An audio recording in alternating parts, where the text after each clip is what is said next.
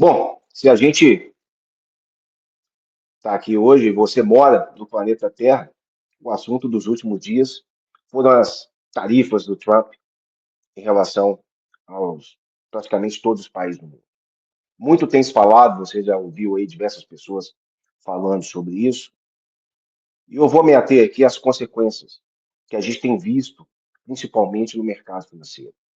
Então, a gente viu, principalmente na semana passada, eu estou gravando esse vídeo aqui na terça-feira, dia 8 de abril, a gente viu na semana passada os mercados reagindo muito fortemente, negativamente, às tarifas que o Trump colocou em diversos países. E a pergunta que eu faço aqui é o seguinte: faz sentido isso tudo? Será que os mercados estão reagindo da maneira correta? Será que eles estão reagindo erraticamente? Será que alguma parte do mercado realmente deveria cair na proporção que caiu? Mas será que outra parte do mercado não teria razão de cair o tanto que caiu?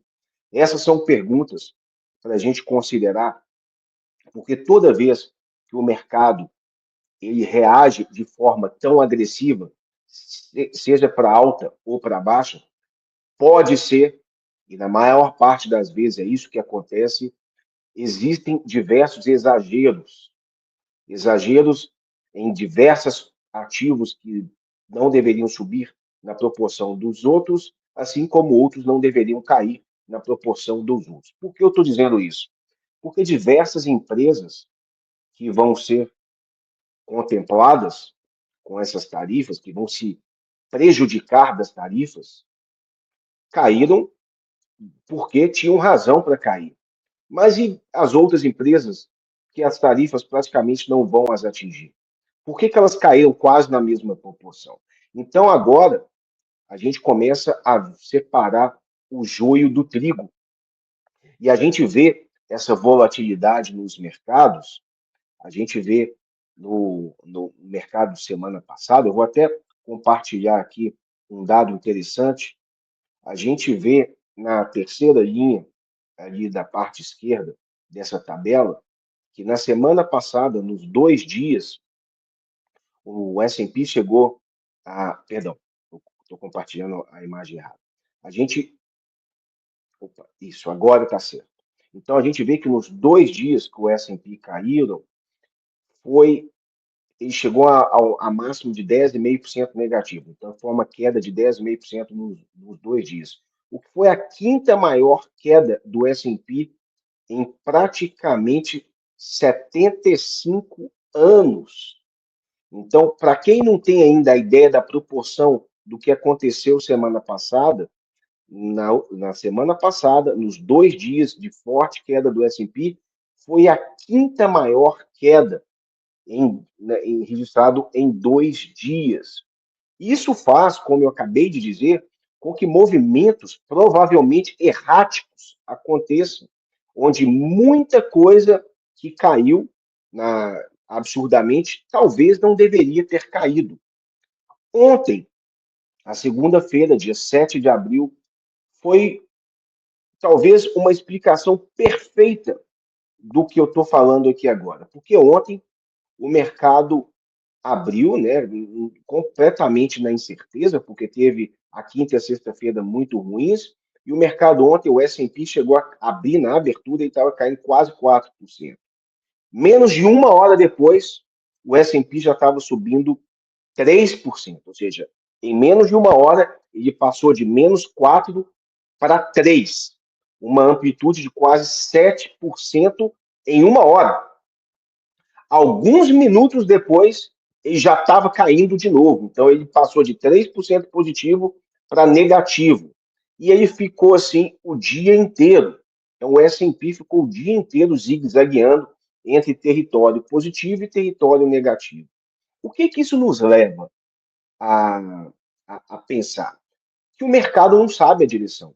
O mercado está tentando, assim como todo mundo, entender qual que vai ser o impacto de tudo isso que está acontecendo, realmente, o que vai sair de verdade dessas tarifas, se é só um blefe para os países renegociarem, ou se realmente essas tarifas vieram para ficar.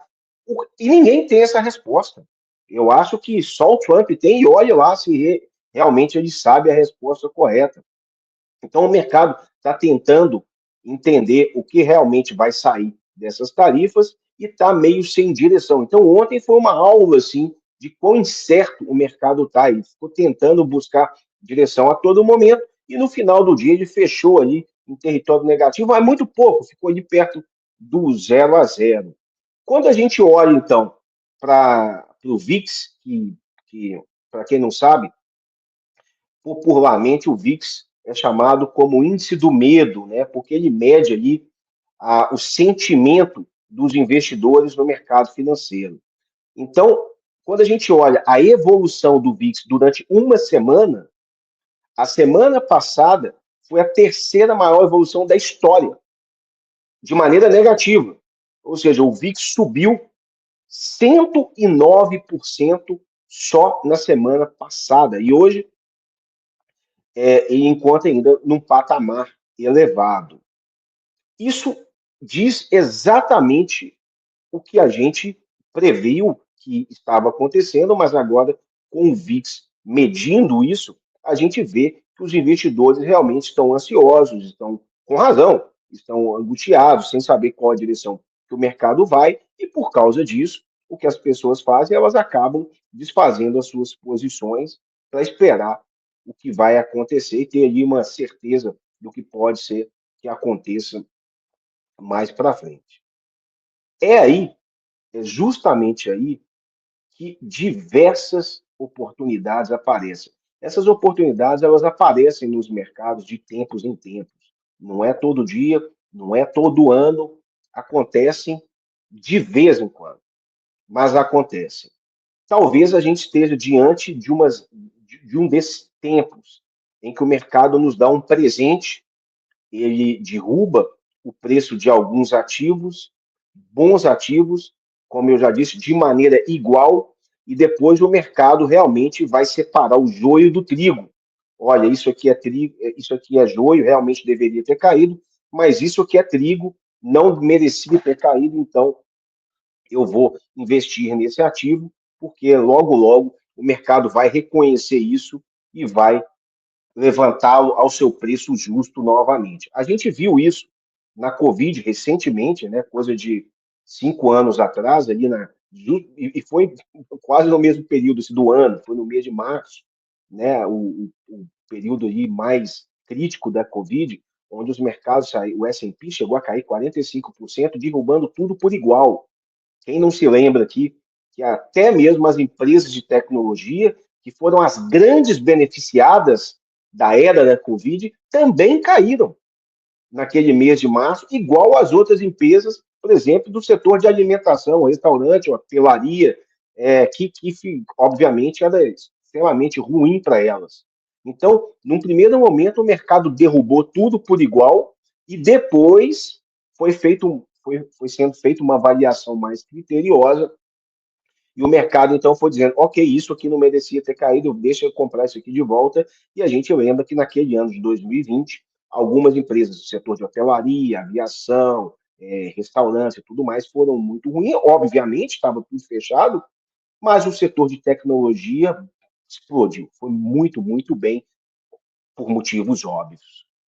Pode ser que a gente esteja num momento parecido, não vou dizer que é igual, mas num momento parecido, porque a gente está num momento que talvez é um mundo que grande parte das pessoas vivas nunca viveu, né? Então a gente tinha ali a Covid, que era um mundo completamente incerto, que também quase ninguém nunca tinha vivido, ou praticamente ninguém nunca tinha vivido, um fechamento da economia mundial, mas esse momento aqui também não é tão diferente no sentido de novidade.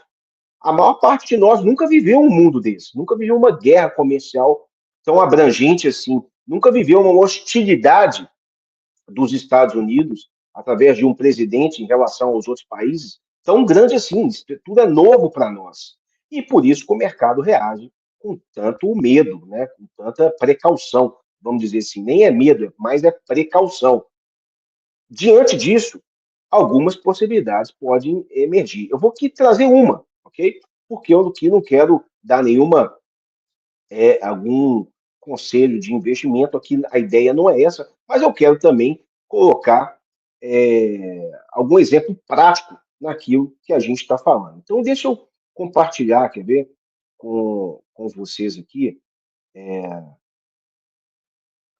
Deixa eu abrir aqui um exemplo daquilo que eu estou falando.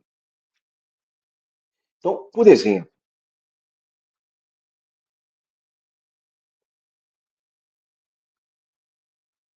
então, olha só.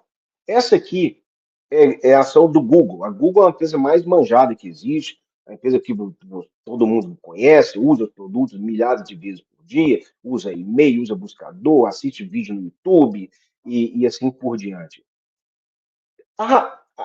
Vamos só raciocinar de maneira um pouco mais racional aqui. Google é um grande beneficiado ou prejudicado dessas tarifas? Vamos raciocinar.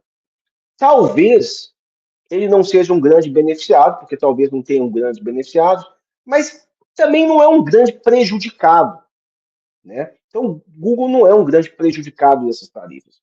Google já está caindo. Deixa eu voltar aqui para a apresentação, só para mostrar aqui. Google está caindo nesse ano e em relação também à semana passada. Olha aqui, ó, quanto que Google está caindo. Espera aí que eu já compartilho aqui. Opa, espera que eu não consegui compartilhar. Mas já vai. Então é o seguinte, Google está caindo, nesse ano, já está caindo 20%, ok? Isso é o que Google está caindo. A Morningstar, que é uma das maiores empresas de análise, ela acha que o valor justo do Google deveria ser 237. Isso hoje, na data de hoje, ok? Então ela acha que Google deveria valer 237 dólares. Mas mais importante do que isso, eu não quero ser muito técnico aqui, porque não é o momento para isso. Mas Google hoje negocia preço-lucro na razão de 18 vezes e preço-lucros para o ano que vem na razão de 16,5 vezes. A média dos últimos 5 anos, foi quase 27. Isso significa que nós estamos, se a gente investir em Google hoje, que é uma empresa que teoricamente essa questão das tarifas não vai mudar muito a vida dela. Então, se uma pessoa investisse em Google hoje, ele, teoricamente, ele investiria na ordem de 30, 40% mais barato do que a média dos 5 anos. Nós estamos falando, e talvez eu possa até trazer um vídeo fazendo a análise fundamentalista de Google, mas nós estamos falando de uma empresa com diversas fontes de renda, diversas linhas, né, de receita, com diversos ativos e produtos, muitos em crescimento, a maior parte em crescimento, muitos em crescimento de 2 dígitos há muito tempo e que provavelmente vão continuar crescendo 2 dígitos ainda por um bom momento. Então, aquelas pessoas que podem, têm o capital para fazê-lo e conseguem esperar que o mercado fique racional e precifique justamente essa empresa, talvez seja uma grande opção. Eu dei um exemplo, mas eu poderia dar aqui pelo menos 10 ou 20 do que eu observei de semana passada para cá. Então, é por isso que eu digo sempre, em momentos de pânico como esse, a primeira coisa que a gente faz é nada. A gente não faz nada, a gente respira, a gente espera para ver o que o mercado vai assimilar, e a partir do momento que a gente tem um mínimo de racionalidade e de entendimento, a gente aproveita o presentão que o mercado nos deu, e que eu digo, só acontece de vez em quando. Não é algo que acontece todos os meses, semanas, anos, mas acontece de tempos em tempos. É isso. que eu queria falar com vocês hoje, pessoal. Continua seguindo a gente aí no YouTube. A gente vai trazer agora 102 vídeos por semana com a nossa visão sobre o mercado americano. A gente faz isso na prática, então a gente não só vem aqui conversar com vocês, como a gente opera para diversas pessoas diariamente, colocando o nosso skin in the game, a nossa pele no jogo. A gente está nisso junto com vocês. Grande abraço e até a próxima.